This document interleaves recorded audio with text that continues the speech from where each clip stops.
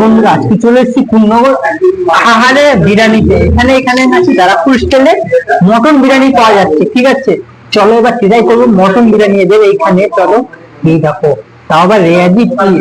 দেখো, এই দেখো,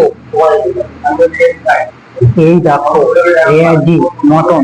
আর চলো, মটন নিলাম, আলু নিলাম, আর হলো বিরিয়ানির রাইস নিলাম। এবার চলো বাইর দেওয়া যাক।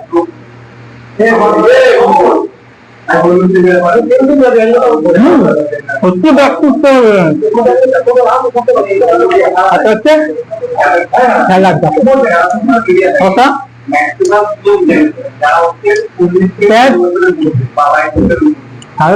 চাটনি। চলো, খুব সুন্দর লাগছে। ঠিক আছে, চলো।